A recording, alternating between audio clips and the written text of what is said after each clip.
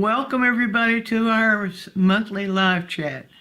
This is October last time I checked, and you know we do this every month, so we must be doing this in the month of October, our monthly live chat. First of all, I want to do a sound check. We have Mary and Dennis saying hello and hello to you too. Folks are just beginning to come in, so we've kind of just shoot some bull here for a little while, give more people time to come in before we really get started. So first thing I want to know before I say too much is let me know if the sound's working. Let me know if you can hear me. Just one of you who happens to be logged in. You got thumbs up? Okay, thumbs up on that. Wonderful. Okay, so as we always do, first of all, the way this works, I guess maybe I need to introduce that because there are always folks who tune in for the first time and wonder what the heck is that going on with that woman with flowers behind her today, and any kind of images just might appear behind me on a monthly Sunday. Anyway, good sound. Thanks, Deb. What am I saying? Oh, yes. The way it works is that we begin the session with showing you a video where I have introduced the concept to you. Today's concept is contrast as a tool. Not just value contrast, that's all I'll tell you for the moment. But anyway, so we'd like to keep these focused on a particular topic. That's today's topic. For those of in order to be able to ask questions, you have to be a member. So that just means all you do is click on that join button that you see on your screen somewhere, and the little deal will come up that allows you to join. $4.99 a month, which is not much considering not only do you get to ask questions during the chat, but you also get a monthly lesson free from my 170 lessons on the website DianeMize.com. I give a coupon code every month. We give a coupon code every month for you to get a free lesson. And those are really popular. We're getting some really good feedback on that. So folks must be enjoying it. As long as folks are enjoying it, we'll keep doing it. So that's how it works. We wish we could allow everybody who's watching to ask questions, but then there would be so many questions, it would be difficult to manage. So this is our way of managing. All right, let's see who's checking in and saying hello. Hello back to, I already said Dennis and Mary and Cheryl and Kevin and Eve, Sheila, Deb, Mary Ellen, Johnny, Kevin again, half-second audio delay relative to video. Does that mean that my speech is lagging behind the sound? Your lips are moving in the future, yes. My lips are moving in the future. Well, can we do anything about that? I'm looking at settings right now. Okay. I have everything set already, but I don't know why. All right, maybe you just don't watch me. Maybe Roger can get that corrected. Hey, Maggie, glad to see you checking in. So I think maybe there are enough of you on board now that we can go ahead and get started. Maybe while the video's playing. Hi, Sue. Hi, Carolyn. While the video is playing, while the intro video is playing, perhaps then Roger can find what's causing the synchronization of the sound to be behind. I'm talking in the future or something like that. Okay, so are we ready, Roger, to run the video? We are. All right, let's go ahead and do that. Here, if you will, let me remind you to, if you have questions, and you might have questions on this one, if you have questions, jot them down and then wait until after the video to ask them. And that way we can keep up with it better. And you won't be thinking about writing the question down when I'm explaining something. That's the old teacher in me. Okay, let's roll that video and I'll see you on the other side. Contrast as a tool means that we're using contrast itself in order to make things happen in our paintings that we want to happen. It's not just value contrast, though that's what a lot of folks mean when they say contrast, but it's also contrast of direction, shape, value, yes, color, texture, and size. These are the things we use when we contrast. But it's the degree of the contrast that really makes things work for us. Let's begin with value. What you're looking at here is one value, no contrast. We don't really have anything to compare it with. We just know that we see a single value with no contrast. Well, let's add a degree of contrast here. All right, now we have two values, very close in value relationship, very close in contrast. Let's add another value and get another comparison. Now we have a stronger value contrast. We have three values now, this one and this one that have a very close contrast, this one and this one that have a stronger contrast, this one with this one has a stronger contrast than this one with this one. Let's create an even different contrast in this area right here. Now we have even a stronger contrast between this one and this one than we do between this one and this one, and this one and this one, or this one and this one. We have a closer contrast between this one and this one than we do between this one and this one. So that's what we mean by degrees of value contrast. Let's create another contrast. Now we have the strongest value contrast possible between the lightest light and the darkest dark. On this side, we have the closest value contrast possible between this value and this value. So that's what we mean by degrees of value contrast. It's the degree of value contrast that causes us to see everything the way we see it, no matter the color, no matter the direction, no matter the texture, no matter what. If the degree of value contrast is close, it does not attract our eye to the same degree that our eye is attracted when the degree of value contrast is stronger. Now let's use degrees of value contrast to create some texture. So I'm just going to create some random texture as we move along. And what I want you to notice is we're getting 2 degrees or 3 degrees of value contrast that enable us to see that texture. But I add a little bit more contrast of a different kind, and you see what happens. Our eye begins to get more interested in this contrast because it is a stronger contrast. It doesn't matter whether it's lighter or darker.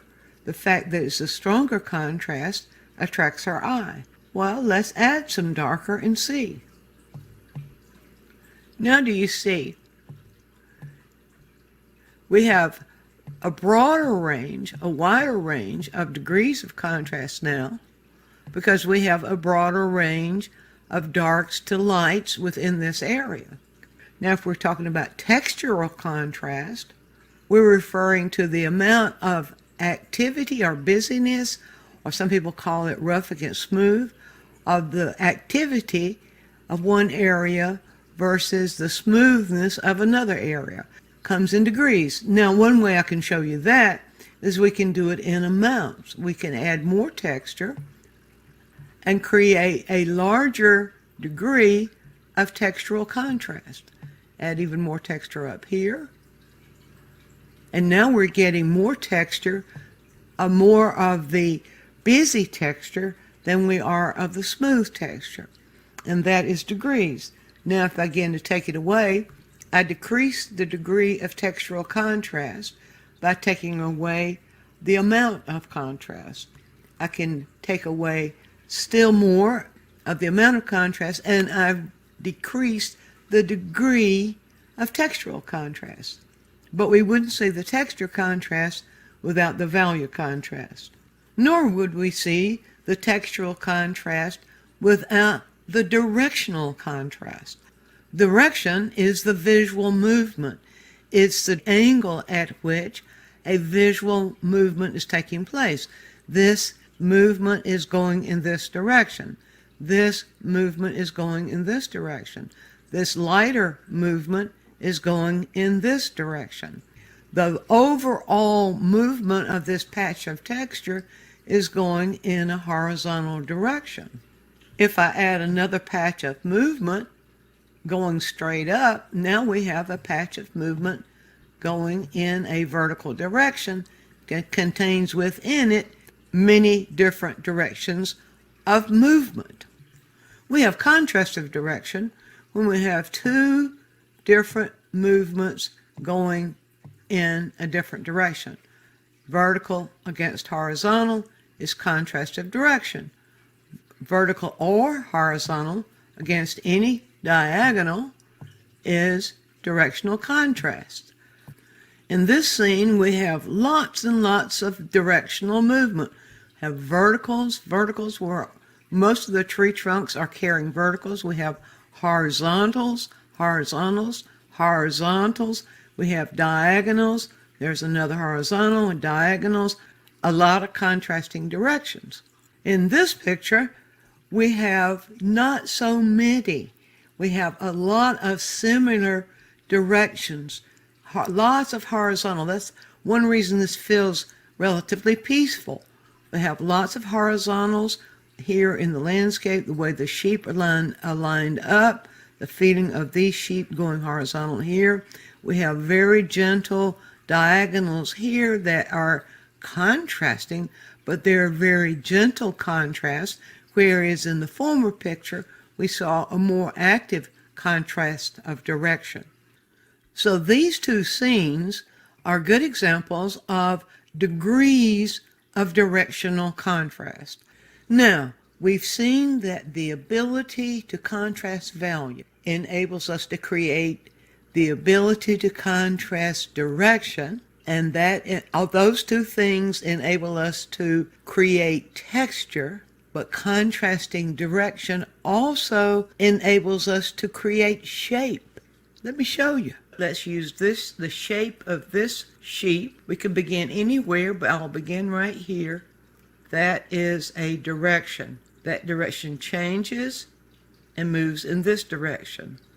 That direction changes and moves in this direction. That direction changes and moves in this direction. That direction changes, moves in this direction. Another direction changes and moves in this direction. You see where I'm going here? By changing direction, we are able to create edges which create shape. And needless to say, the ability to create shape is absolutely necessary in our ability to create paintings. When I say change, I mean contrast. The change of any one element from one state into another is a contrast. And the degree of that change determines the degree of contrast. Then our ability to change value and our ability to change direction, enabling us to create shape, also enables us to create variations in sizes of those shapes. And that ability to create a large size here of an animal's very similar, created in a very small size here, enables us to show distance. This one being further in distance from this one, shown in this size, communicates that distance. So even though size also shows the proportion of one thing to the other, in our painting, we can use it to create distance. And that brings us to color. Color is the only one of our elements that can contrast within itself. It doesn't depend on the other elements in order for us to see images. We know from black and white photography that we can read images without color, but color plays its own independent role. I want to give you just a primer on the three ways color can contrast. Those of you who've studied color in depth, especially with me, have already been introduced to this, but as a reminder, we have the three parts of color, which are the hue of the color, as we see around the color wheel. And on my reader, the hues are moving in this direction right here, just the hues. We have the value of the color, which shows here in this band on the color reader, but the value of the color is dark to light of any hue, of any saturation, dark to light, determined, of course, by how much light is being caught by the image or how much shadow, how much is in shadow. The saturation of the color is, in essence, less hue. So when one complement is added to another, it subtracts out the hue, and we have a lower saturation. Then, as we would add blue-green to red-orange, this happens. See how this changes right here, the saturation. Add more blue-green to red-orange, and this happens. Less saturated, less red-orange left. As we continue that, you see, watch this change.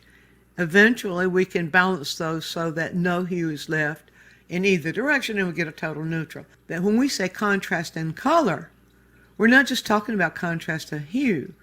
We're talking about how color behaves when either two hues are side by side or two saturations of a hue are side by side, or when two values of hues are side by side. Now that is contrasting color. Let's stop now and give you a chance to ask your questions.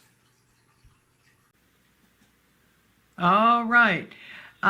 We apologize for this audio delay. I hope that it doesn't distract you so badly that you can't really benefit from our discussion today. So I don't know, maybe you can find some way to psych yourselves out so that the delay doesn't bother you. I can't think about it too much or I'll get inhibited because I can't figure how to make my voice delay past the audio.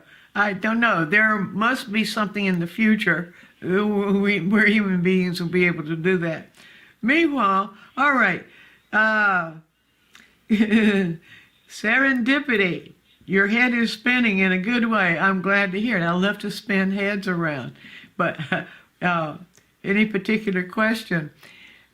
I was thinking this morning I'm always thinking about how how in the visual, we learned those visual elements from nature. Okay, Cheryl says, would you please speak to something I love, which is simultaneous contrast. I love that too, Cheryl. Did you know that simultaneous contrast was I think simultaneous contrast was labeled back in the 1800s by Chevreul, who did some in-depth investigation into how color affects color and wrote a book on it called The Contrast of Color, I think it's called. But the sad thing was they didn't have any ability to reproduce the color. He has all kinds of explanations. I mean, not just explanations, but he has experiment after experiment after experiment into the hundreds of experiments he did with observing color's effect upon color, and didn't have a way to show that in color. And so, anyway, that's just a little silent little historical reference there. Simultaneous contrast, as a broad definition, means the effect that one color has upon another color. Now, a color in isolation, it doesn't really do a whole lot until we put another color beside it. So it's the contrast that causes the one color to affect another. So, for example, one of the ways that we can observe simultaneous contrast in action is the way that at the same value level, one saturation of a color or of a hue at the same value level beside another saturation will cause it to sort of vibrate, giving a luminosity. Another way we can observe it is that when we have a total neutral background or an area of total neutral, and then we have a disk within that that is any color, say if we have a red hue, a disk of a red hue in that, that background will appear green because of the simultaneous contrast. One color either emphasizes the color beside it or in some way contrast with the color beside it in whatever way. Now, if it's the hue, if the hue is being contrasted, then those two are going to enable us, one's going to enable us to see the other more, so that if they're, for example, let's see, we can almost see that, no, that's value contrast. If, let's go back to the red-green, because that's one everybody recognizes as being contrasted complements opposite each other. If we have, imagine a green forest where it's not the high saturation of green, nature never is unless it's in flowers, and that's not as often as you might think. But say you have a forest in the summertime and they're all different shades of green, you can see a cardinal, a male cardinal in that forest at a really pretty good distance. If you can see all the, you can see good bit of the color, because the color, the hue of that cardinal is opposite the hue of the green. And so the green, the red contrasts with the green in such a way that it causes us to see it better. So that is a kind, according to Chevreul, that is a kind of simultaneous contrast. Although I know that the term simultaneous contrast gets confused, I guess narrowed. A lot of times people have a narrow definition of it. But it really is when color the way color affects color.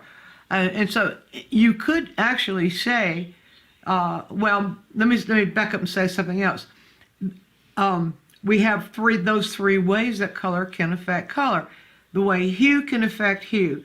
If a hue is in the vicinity of other hues that it's related to, for example, if yellow is in the vicinity of the yellow, green, and red, orange, and there's yellow in both of them, we're going to have a feeling of harmony with all of that.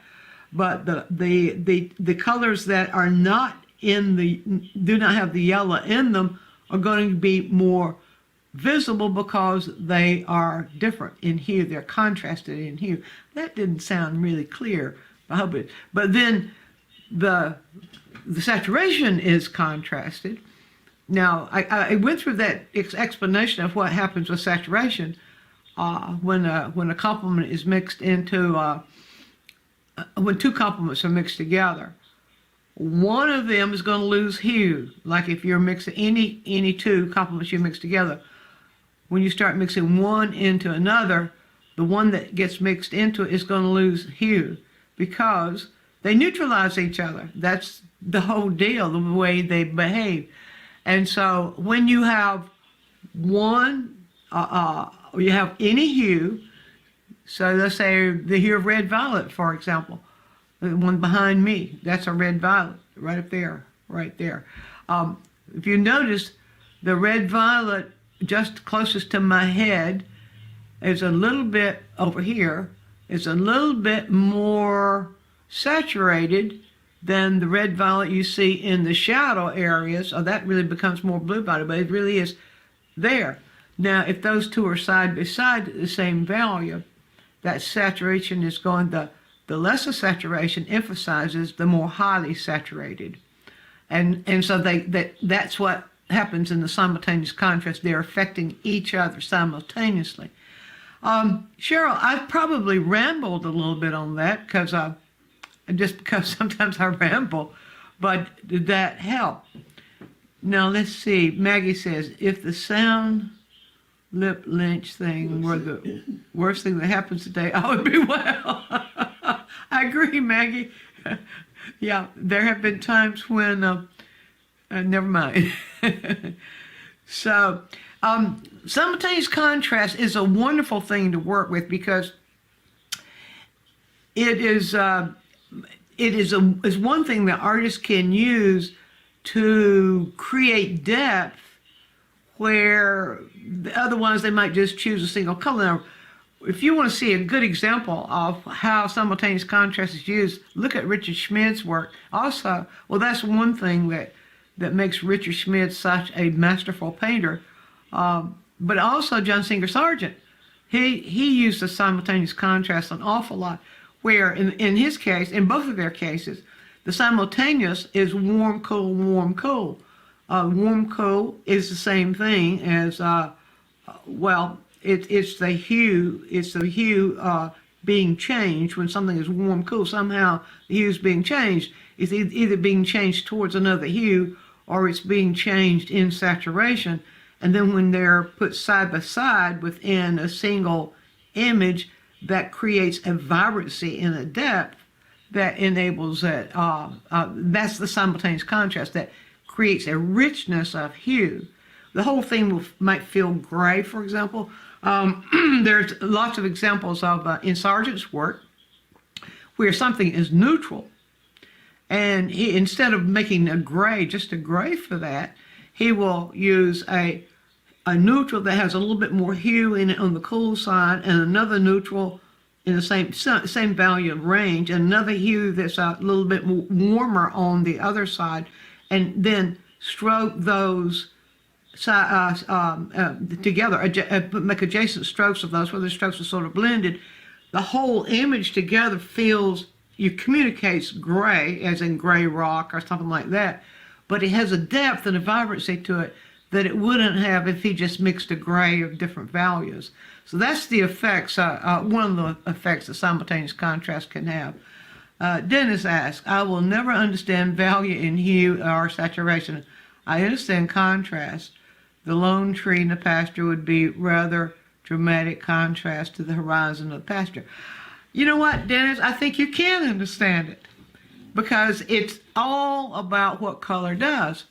So you want me to see, you said never understand the value or the hue or the saturation. Hue. Roger, can you throw the color wheel on the screen for me? Yeah. Okay, that would help an awful lot. Let me just talk to Dennis here just a little bit. And, Cheryl says it was perfect. Cheryl, you're kind. I'm not so sure it felt like I was rambling, but anyway. Okay, now, here's the color wheel. Now, Dennis, hang in there with me for just a minute. First, one thing, hue. The hues are the colors themselves. They are colors, the colors that move around. If I could just get my finger right. The yellow, we see the yellow. I'm working backwards here. You see the yellow, that's a hue. Yellow leans towards yellow-orange. That's yellow hue, yellow-orange hue. That's just hue. That is not value. That is not saturation. That's just hue. All those colors around the color wheel represent every possibility we have for hue. Not every possibility we have for mixing hue. Every possibility we have for hue. Now, that's hue. When that changes, when that gets lighter, say let's go right here. There is red, violet. Now, if the color wheel doesn't show this. This little color saturation wheel I have here doesn't show that. The color wheel doesn't show you anything about value. Nothing, zero whatsoever. It only shows you about hue. That red-violet, if I put white into it, it's still going to be red-violet. Look behind my head here. But it's still the red-violet hue. That's hue. But I've changed this value. If I make it lighter, I'm going to change this value. That is the value. If it falls into shadow, it's going to get darker. That is its value, but still it's red-violet hue. So that's the hue. Now I explained the saturation or the intensity. Intensity, saturation, chroma, those are all the same Those are all the same words, saturation. I explained saturation as to what happens there.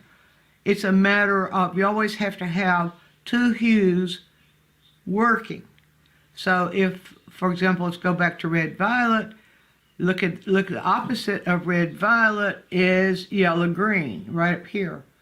So if I start adding a little bit of yellow-green to red-violet, I'm knocking out some of its hue, and it gets less saturated. And more of that yellow-green into it, it knocks out more of the hue. That is saturation. That can happen at any value level. So, I think a little concentration on that, maybe doing a few exercises where you're doing that, you will understand it.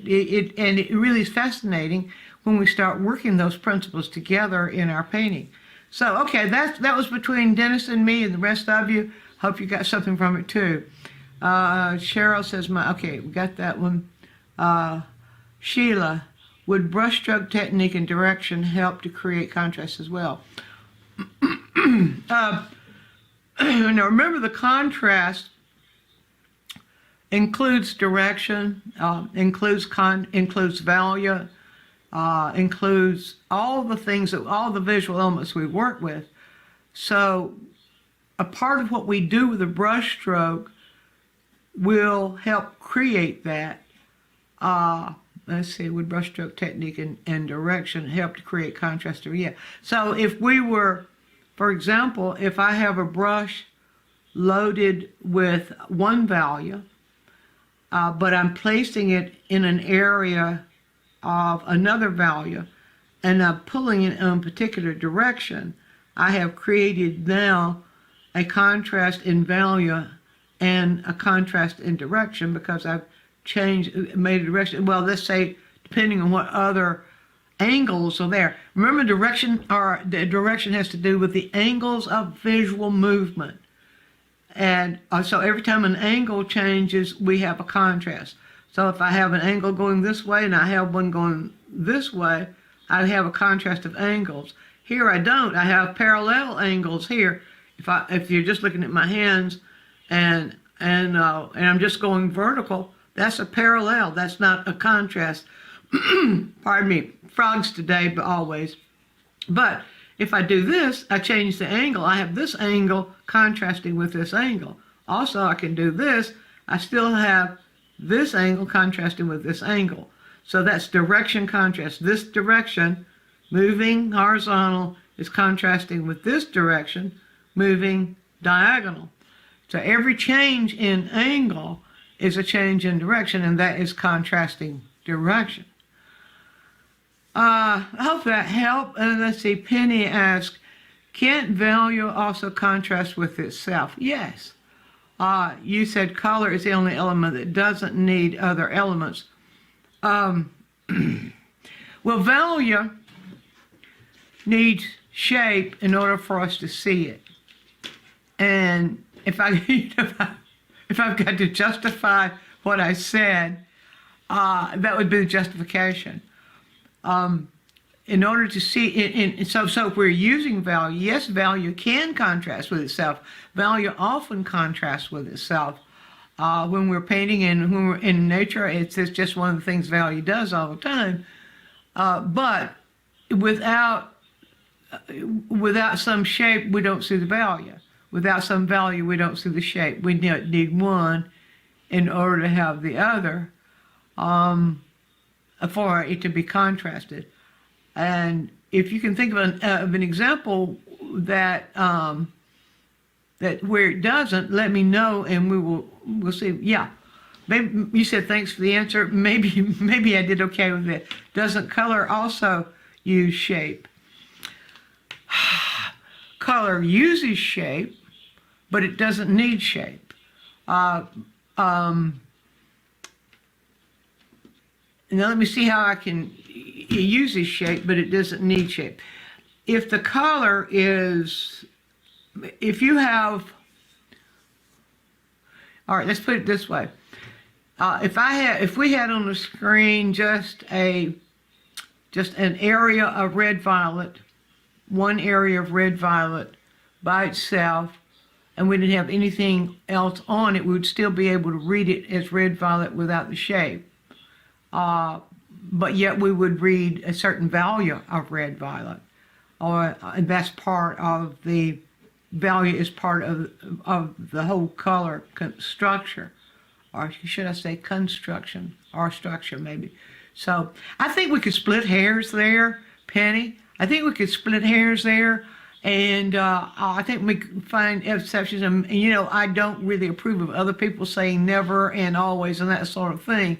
Let's just say for the most part, color can work independently because it has value within it. And the value is what's one thing that enables us to see the color. Value enables us to see hue.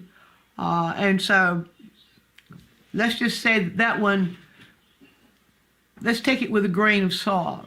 And, okay. What about abstract? Abstract. The color and the shape. Color, yeah, in abstract, there will be shape. There'll be shapes in the brush strokes, shapes in the direction. If it doesn't have any imagery in the abstract, it's going to have, they're going to be direction, they're going to be directional movements, it's going to be thickness and thinness brush strokes that are going to create, that are going to be shapes themselves and that sort of thing.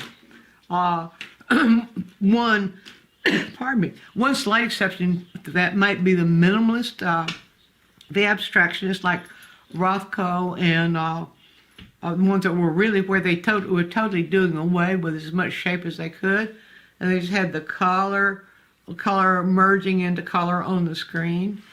But all very thoughtful things for consideration. Okay. I said a thank you there, and a thank you there, and a thank you there. And let's say, can value also contrast with itself? Yes. All right. Penny said, doesn't color also use shape? Penny, did I get out of that one okay? Because yes, we could start. It's like every philosophy. You know, sometimes it gets from being from being, sometimes things can go philosophical on us, and when they can move out of the realm of possibility into more philosophical realms, and then when that happens, we can just argue all day long, and I don't see any real reason for arguing all day long.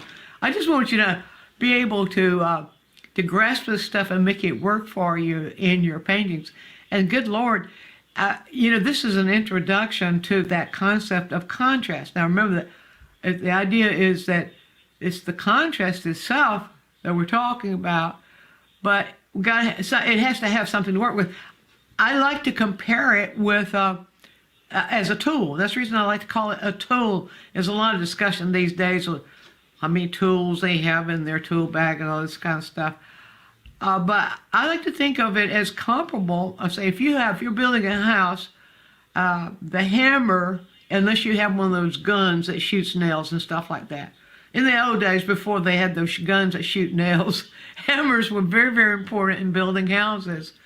That was a tool, but it didn't work by it. You had to have other tools too to work with it. And I think of a contrast as being a tool that has many kinds of ways of working. So we have the tool value, which is, I think, the top on the hierarchy. So I think value is the most important tool we have, especially for creating contrast.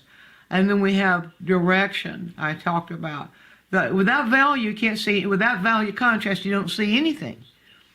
And without direction, we don't have shape. Without direction contrast, you can't see shape. So you see, they depend upon each other, just like we, in order to build a house, you need a hammer, you need a saw, and we can go through all those things like that. But you start thinking of it as just a tool. It does something for you. You can make it do stuff. It's not just a principle that you have to follow, or not just a rule that you have to follow, but it is a tool that you can make work for you.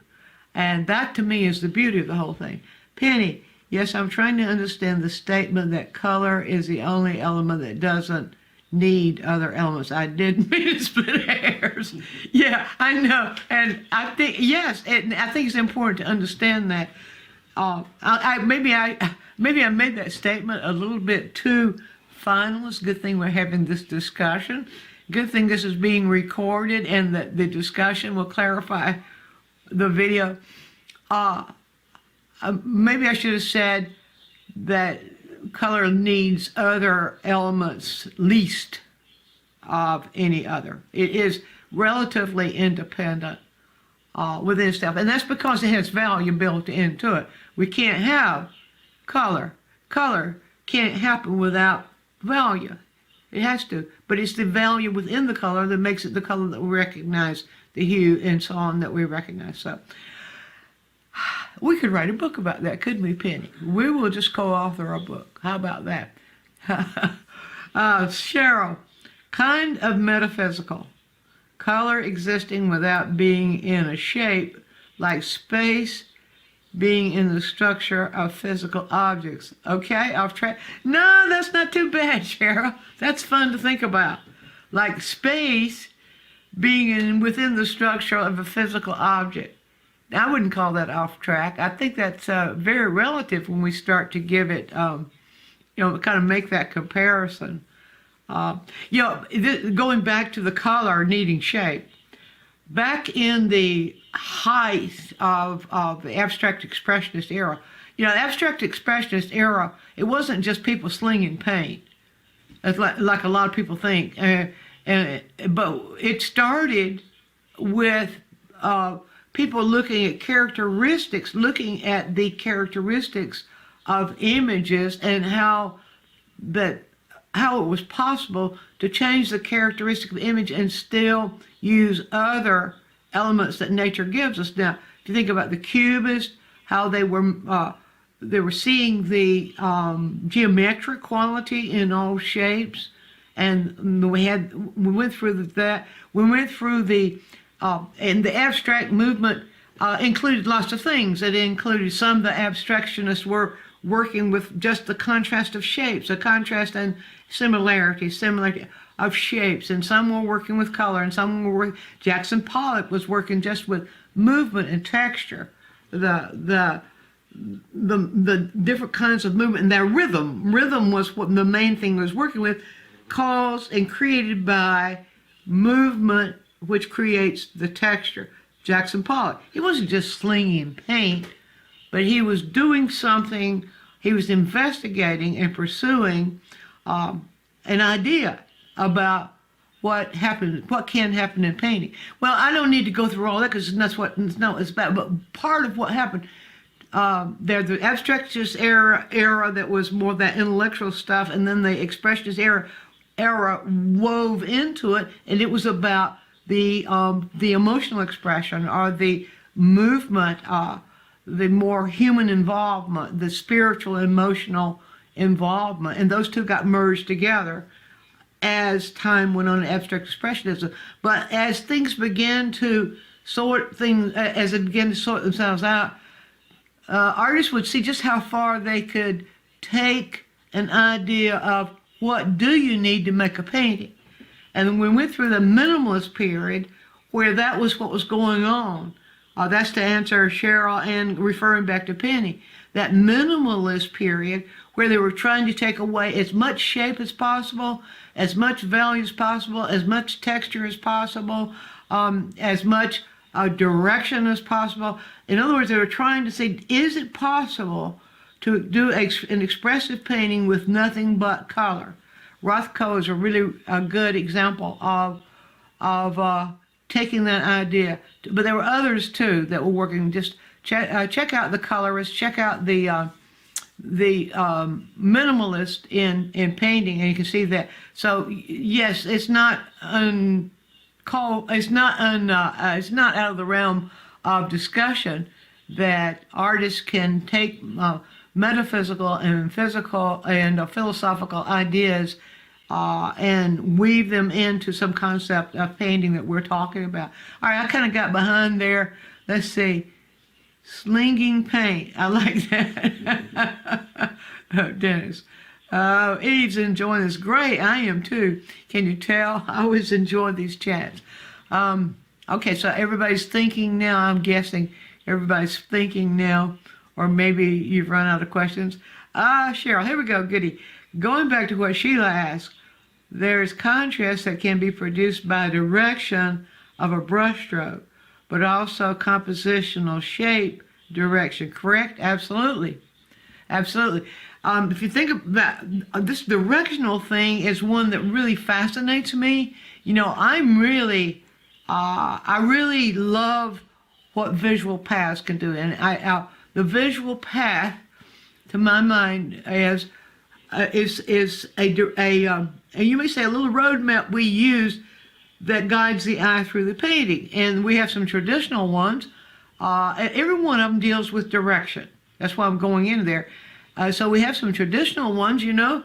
Early on, we had that triangular path that the classical artists used a lot, where they arranged images so that the eye would move from one point of a triangular movement to another, and then from that point to another, and so the eye would, the arrangement there would be a triangular relationship regardless. You can see that in lots and lots and lots of the classical and the neoclassical paintings and then of course we have there's the L path, which is a more relaxed path, a more pastoral path, where the L starts on one side, it could start on either side, and it does. It's the path that just sort of has a vertical horizontal relationship of visual movement, which is direction. That's direction. What direction does, of course. Then we know the C path. That's a real popular one. Well, it's C and also the circular. They're pretty much the same thing. Where it moves like this. The S path. That's a real popular one too. It's also called the Z path, where the visual movement is like a snake. Like a snake's movement, or a little bit more abrupt. Usually, if there's a Z path, it's more of a straight line. It'd be more diagonals, movement of diagonals, and whereas the L path is more movement of verticals and horizontals. All of that can be created with brush strokes. Can be emphasized with the way the brush moves.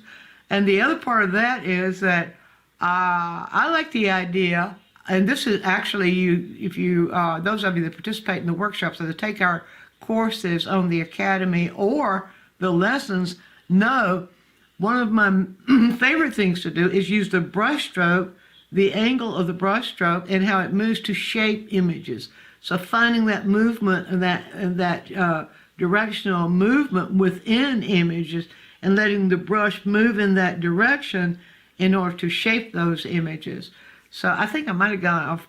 I do get off track, you know that, but that's just something you have to live with. But yes, the direction of the brush stroke, compositional shape direction. Yes, it all works together, Cheryl. All works together. So remember, there's not direction can be formed in a number of ways, and certainly the kind of brush strokes we use to shape our images can play a large role in that, especially if you're more of an alla prima. I am. I love working alla prima. So yes. Now, Dennis, maybe I do understand hue saturation. Did I get you? Maybe I do understand hue saturation, etc. I see it as color I want, and then as a lighter dark. Too simplified? I wouldn't say so. I think it's a good start. Just if you really think about, I like to say that color is a chord. How does that spell? C-H-O-R-D. Chord, right? Musical chord. Yeah, like a musical chord. A musical chord has usually either 2 or 3 notes. But let's say that the traditional 3-note musical chord, that you can have the same chord or similar chord, and you can change one note and have still a very similar chord. Now, if you think about any color you look at, has 3 notes. It's a chord. The hue is 1 note. So wherever that hue is located, you might say is 1 note. The saturation of that hue is another note, and then the value of both of the hue, whatever the saturation of the hue is, the value is another note. And so that's the chord. And then we can change one element of that, have a similar chord. So if we change the saturation, if the next stroke we make is just a little bit more saturated, but we've kept it the same value and we've kept it the same hue, and we've changed the chord, changed just one note of the chord, and we could keep moving like that. So give us some, I think maybe you may just kind of light bulbs come on, Dennis. But that's not, if you're thinking of, you see the color and I want it, and then it's a light or a dark, not a bad place to start. Let's just add some saturation and some hue to it, and you got it. I know I'm going to keep on to you. Penny, I'll check out the minimalist. Good. I see what you mean about Pollock and the movement. Love your explanations. Thank you. I love to hear you talk in. Hilma. Oh. Clint. I love to hear you talk in Helma at Clint, off Clint, in the future. Oh, yeah, I can't even read. Well, send me a request on the quick tips, and I might be able to work out something for you there.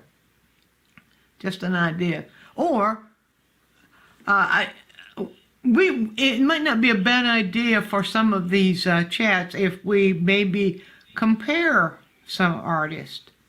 Just we could compare what Clint was doing, compare what Pollock was doing, compare what Rothko was doing, compare what some of the others are. Maybe it would not be a bad chat for us to do that. So if you folks are in favor of that sort of thing, go into the chat, not this chat, but into the chat section of our quick tips and comment section of the quick tip, and just let me know there in the comment section, and we'll see if we can't come up with something that would be meaningful. Where we would need to get some photographs of some of the paintings to have ready for you to see, so we could make it a visible comparison and discussion. All right. Cheryl, again, perfect answer. Well, Cheryl, I must be scoring today, huh? Thank you. I can't wait to listen to this recording again. So much there. Oh, so much thought here. It is fascinating. It's a fascinating topic. The whole concept of contrast has been one that has fascinated me for decades and decades and decades more, because it's so because those degrees, the way we use those degrees of contrasting determines really everything we do, and all that determines how rich our images are and how related our images are. And so, yeah, I really get going on the topic, on most topics related to painting, if you haven't noticed. Okay, Sue, when you get to the point where you have the choice of type of contrast to use, what considerations do you make? There may be any number of considerations, because we make these choices constantly when we're painting. Now, if I could just take you through a brief sequential, I would say a brief sequence of organizing, I would say that first, the most important, if you're doing realistic painting, if you're doing abstract painting, you're not working with images in the same way you are with realistic paintings. But abstract painting, a good abstract painting and a good realistic painting can be equally masterful, no matter what the images are. It's how they're put together and how the various kinds of contrast to use. So I would say it's important to begin with planning behind the scene, doing studies behind the scene, making, first of all, decisions about what color choices are you going to make to use there, rather than having 10,000 colors out and then randomly choosing one and the other because you like this and like this and like that's not what we're talking about. But if you really are wanting to get yourself acquainted with the concept of working with these varying degrees of contrast, begin with color. Begin with color choices. Begin with an image. If you're doing realistic painting, begin with an image. I don't want to go into the abstract process because it's a little bit different. But then, when you're working with those images, first consideration, what is the light doing? Here we go. Because that determines so much. If the scene is in direct light, then what time of day is it? Where is that light located in relation to where you're located? If it's an overcast light, still same consideration. But the consideration is a little bit different because the light's coming from everywhere. In other words, it's important that you notice what the light is doing. So because that's degrees of contrast. So if it's a light, relatively, say if it's 4 o'clock in the afternoon, if it's direct light, and if you're looking at the light more towards the light source, then all the images between that light source and you are going to be in shadow. That's going to be dark. And they're going to use lots of variations in dark in there, and that's going to be your beginning point for the contrast, kinds of contrast.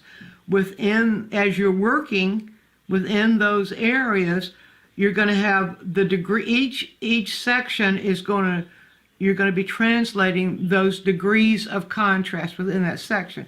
So I would say that your images the images you choose and the way you choose to compose them, and the way you choose to design them, I should say, or place them is a better, not compose, because it means everything. The way you choose to place the images, the light source, all of that, how you translate that determines how you make these decisions. But I would say start by making the value decisions first. And that is, where's the light source doing and what is the light, what's in shadow and what's not in shadow. That's first. And then what happens within that. So I hope I didn't make that too general, but I think that's where the considerations should start. Then from that point on, you make the decisions according to, as you're developing the image, according to what it's calling for, what the image is calling for. Make a decision according to what the painting is calling for. Joni says, maybe you could talk about contrast in the focal area where it might get the most intense, also with accents and highlights. Pardon me. Well, it's the value contrast. The two. If all the directions, if the directions are merging, if the directions in the paint are merging towards each other, they're going to be pulling your eye. All of them are going to be pulling your eye in that direction, like in one perspective. That's going to create that focal area there.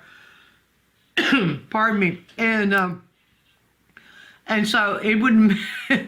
You would then from that would then control the focal area. But if you don't have that kind of perspective, if you have more of an aerial perspective, or more, not a perspective where you've got one point perspective pulling your eye in, it's a matter of even with the one point perspective, where the strongest value contrast is where the eye is going to want to go. If you have too many strong value contrasts, the eye is not going to know where to go. The closer the value contrast is, or if you look behind, let me just move over just a little bit. Which one am I going to go? Let me just move over. If you can see there, really the strongest value contrast is right in here. Your eye is sort of pulled towards the center of this flower because all those directions are going towards that center. But if you'll notice, this is a very strong value contrast area right in here. And if I get out of the way, if you just close your eye and open your eye, I bet your eye really does go to that real strong value contrast first.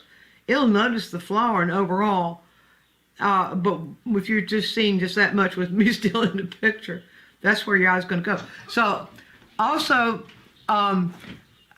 it's really, really interesting. I don't know that anybody can really say whether the strong value contrast would pull the eye in first, or whether a strong hue contrast would pull the eye in first. In other words, if you have a really saturated hue, area of saturated hue within an area of unsaturated or desaturated hue, your eye's going to go there because it's a strong contrast.